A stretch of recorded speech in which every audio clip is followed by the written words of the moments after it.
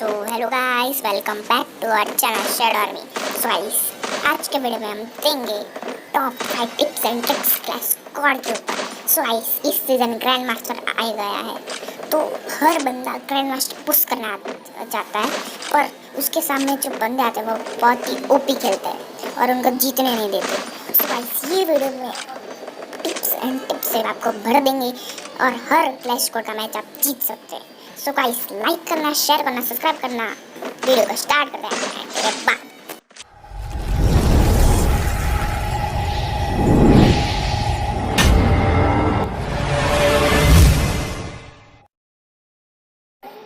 So guys, intro के बाद आपका स्वागत है।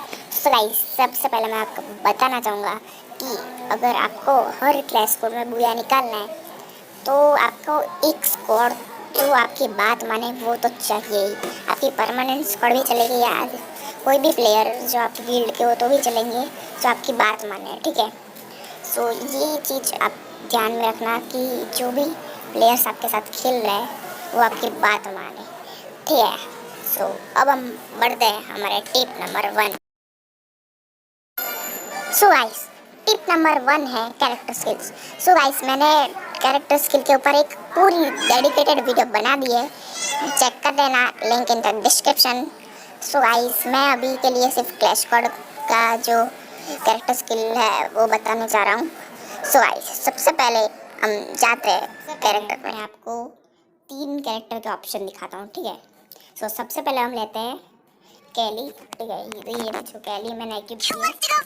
सो गाइस, आप कैली भी ले सकते हो, ठीक है, और आप जोसेफ को भी ले सकते हो, क्योंकि जोसेफ की एबिलिटी ये है कि अगर आपको कोई भी बंदा जो है वो डैमेज देगा तो आपको 18% मूवमेंट स्पीड मिलेगी, ठीक है। और जो कैली है वो आपको मतलब कोई बंदा अगर आपको मारेगा नहीं, डैमेज कुछ नहीं देगा, तो भी आपको 6% की वो स्पीड देगा, क्योंकि ये हाईलाइट कैली है, इसीलिए थोड़ी थोड़ी देर में रखेगा, ठीक है। हमारी सेकंड स्किल है वो है हायटो या एंड्रू, ठीक है। गाइस, सबसे पहले बात करते हैं हायटो की। सो गाइस, हायटो की एबिलिटी ये है कि अगर आपको कोई भी बंदा 10% से भी ज़्यादा डैमेज देता है तो जो हायटो की स्किल है उससे आप है ना, जो आर्मर है वो जल आर्मर पे ज़्यादा डैमेज पड़ेगा, ठीक है। ये है हायटो की एबिलिटी। सो गाइस, अब हम बढ़ते हैं एंड्रू। सो गाइस देखो, ये एंड्रू अभी क्या, एंड्रू अगर आप यूज़ करें तो भी चलेगा, अगर मैं प्रेफर करूँगा तो एलाइट एंड्रू यूज़ करना बहुत ही ओपी है, ठीक है। तो अब हम बढ़ते हैं हमारे नेक्स्ट मतलब थर्ड स्किल की तरफ। सो गाइस, हमारी थर्ड स्किल है मोको। भाई, ये सच में एक हैकर है, क्योंकि अगर आपको जो सॉरी मतलब यार सॉरी जो अगर आप और अगर आपके पास ये है स्किल मोको की, सो गाइस तब अगर आप किसी भी बंदे को डैमेज दोगे तो आपको, अगर मैक्स है तो शायद 8 या 7 सेकंड लगते हैं, मेरी 60 है तो मुझे 5 सेकंड दिखेगा, मतलब अगर मैं बंदे को मारता हूँ तो वहाँ कहाँ जाता है 5 सेकंड में वो मुझे दिख जाएगा, ठीक है। सो अब हम बढ़ते हैं हमारी लास्ट स्किल जो है एक्टिव स्किल की तरफ, ठीक है। सो गाइस, हमारी एक्टिव स्किल में अब लास्ट स्किल है आलोक या फिर के कैरेक्टर, ठीक है गाइस। सो सबसे पहले बात करते हैं आलोक की। सो गाइस, आलोक में हमें आलोक को तो मुझे बताने की कोई ज़रूरत ही नहीं है, क्योंकि इसका जो एबिलिटी वो सबको पता होगा, ठीक है। अब मैं बताता हूँ के कैरेक्टर। सो इस के कैरेक्टर की एबिलिटी ये है कि आपको पहले 2 मोड मिलेंगे, ईपी मोड और एचपी मोड, ठीक है। सबसे पहले आपको ईपी मोड में कन्वर्ट बटन क्लिक करेंगे तो आपकी ईपी बढ़ेगी, ठीक है। फिर जब भी आपकी एचपी कम होगी तो तब आपको एचपी मोड में कन्वर्ट करेंगे, तो जो ईपी है वो जो के कैरेक्टर है वो 5 मतलब 5 ईपी है वो एचपी में कन्वर्ट करेगा एकदम फास्ट। तो ये है के कैरेक्टर की एबिलिटी। सो मैं प्रेफर दूंगा कि आप आलोक यूज करेगा, ठीक है। सो अब हम बढ़ते हैं सेकंड टिप्स की तरफ।